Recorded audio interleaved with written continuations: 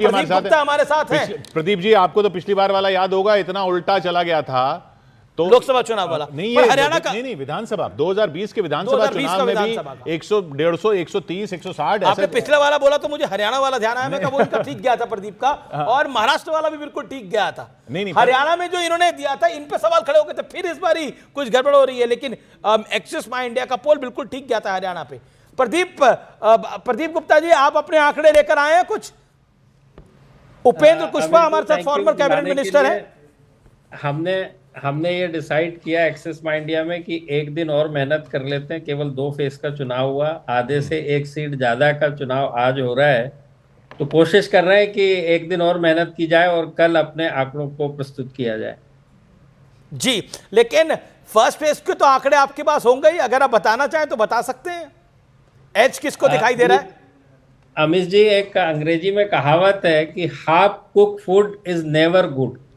तो मैं चाहता नहीं हूं कि आपका जायका किसी भी प्रकार से खराब हो। अच्छा चलिए, सर हिंदी में कहावत है, काल करे सो आज कर। आज करने के लिए तैयारी पूरी होनी चाहिए।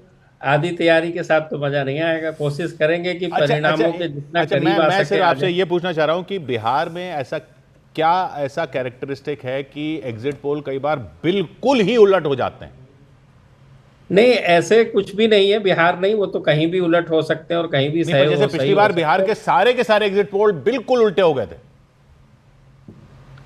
अब पिछले बार के कंपैरिजन में जाएंगे तो थोड़ा मुश्किल हो जाएगा। 15 का जाएंगे तो एकदम अलग कहानी थी, तो वो छोड़ दीजिए। हाँ। पिछले बार लोकसभा का आप देख सकते हैं कि 19 में एक्सिस माई इंडिया ने 40 में से 39 सीट एनडीए को दी थी और 39 आई थी। जी। 24 में 40 में से 30 सीट दी थी, 30 एनडीए को आई थी।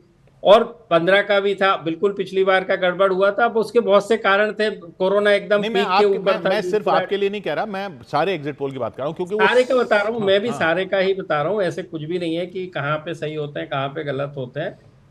इतनी सारी छोटी छोटी पार्टियां हैं बिहार के अंदर। आप ये देखिए ना कि 26% बहुत बड़ा नंबर होता है, जबकि 5-5 पार्टियां एक एक गठबंधन में, उसके बाद भी 25 से 26% दीगर को वोट आता है। इसके क्या मायने हैं? इसके मायने ये है कि बिहार की जनता जो है वो कास्ट लाइन पे वोट करती है, और एक एक सीट के ऊपर जो इंडिपेंडेंट या छोटी पार्टी के उम्मीदवार हैं उनको भी अच्छा खासा वोट मिलता है, और वो किसी ना किसी गठबंधन का काम बिगाड़ते हैं। अब एक एक सीट के ऊपर दीगर उम्मीदवार यानी निर्दलीय उम्मीदवार को कितना वोट मिल रहा है, इसका आकलन लगा पाना थोड़ा सा तो मुश्किल होता है।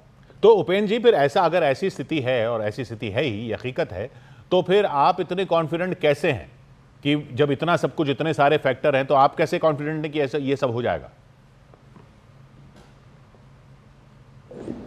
कॉन्फिडेंट इसलिए हैं कि आप जनता का मूड देखिए ना। गांव में जाइए, महिलाएं, जहां भी हम लोग कैंपेन में जा रहे थे, बड़ी सभा हो या गांव की कोई छोटी सभा हो, वहां महिलाओं की संख्या होती थी।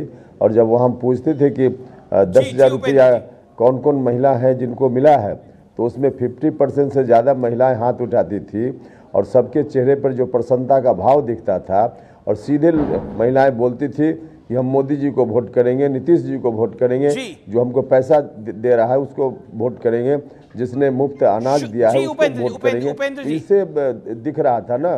बहुत